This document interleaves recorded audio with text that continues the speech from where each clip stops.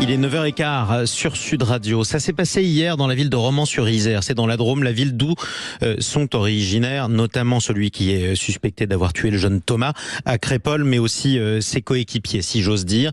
Manifestation de plusieurs dizaines de membres de l'ultra-droite, un cortège assez brillant devant le quartier d'où seraient originaires ces jeunes. Écoute,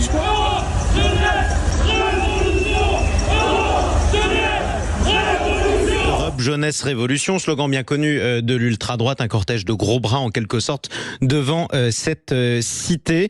Cortège qui a dû être dispersé par les forces de l'ordre. Que s'est-il passé? On en parle avec notre invité qui nous rejoint sur Sud Radio, Éric Henry. Bonjour à vous. Bonjour. Délégué national d'Alliance Police Nationale, plusieurs dizaines de membres de l'ultra-droite dispersés par vos collègues. Il y a eu des heurts malgré tout? Alors effectivement, c'était hier vers 18h. Environ 80 individus ont tenté d'envahir le quartier de la Monnaie à Romans-sur-Isère.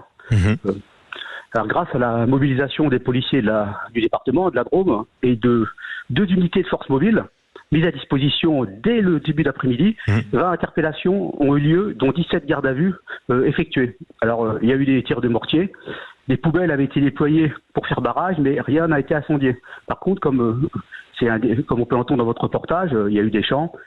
Et des chants notamment des chants anti-musulmans, il y avait Islam hors d'Europe, voilà, par exemple.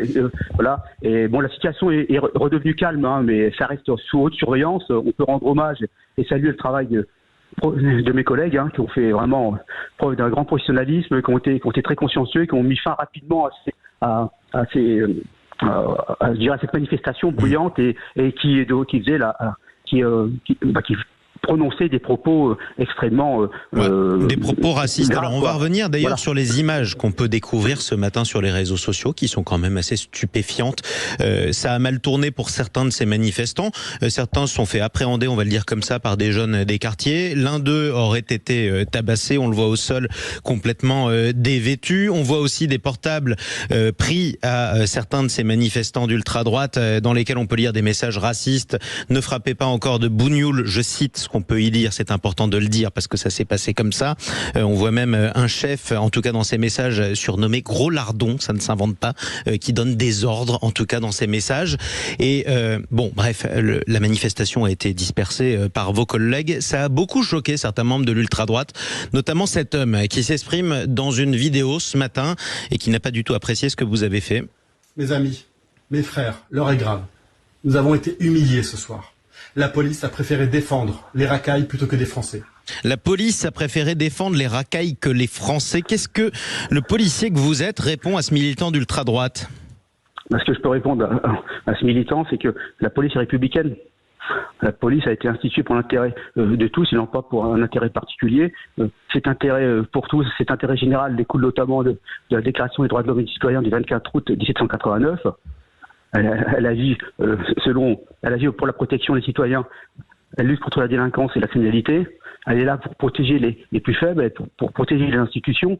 Elle n'agit pas selon l'orientation politique, religieuse, l'ethnie ou l'orientation sexuelle de tel ou tel individu.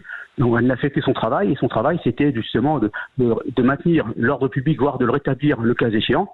Et maintenant il y a le drame qui s'est passé à Crépol, quand le jeune Thomas a été tué. Quand le jeune Thomas a été tué, il y a une enquête, excellemment réalisée par nos collègues gendarmes. La justice va se prononcer. Espérons en tout cas qu'elle soit ferme comme elle doit être ferme à chaque fois qu'il y a des délits et des crimes commis sur notre territoire. Parce que je vais faire je rends un hommage à M. Collomb. Hein. Rappelez-vous que lorsqu'il était ministre de l'Intérieur, au moment où il est parti, il avait dit aujourd'hui on vit côte à côte. Il ne faudrait pas que demain on vive face à face.